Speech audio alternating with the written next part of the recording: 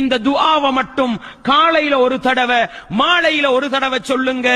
24 மணித்தியாலத்துள்ளுக்கு எந்த செகண்ட்ல மௌத்தா போனாலும் அல்ஹம்துலில்லாஹ் சுவனத்துக்குரிய மனிதனாக மாறலாம்.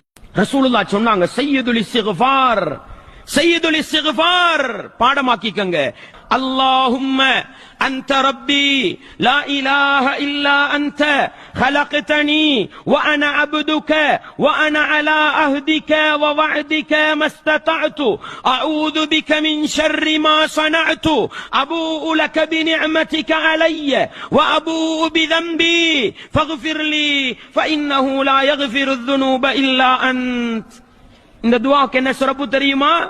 ரசூலுல்லாஹ் சொன்னாங்க, யார் இந்த சய்யிதுல் இஸ்திக்ஃபாரை காலையில் ஒரு மனிதன் உள உறுதியோடு ஓதுகின்றானோ அவன் மாலையாவதற்கு முன்னால் மரணித்து விட்டால் தஹலல் ஜன்னah,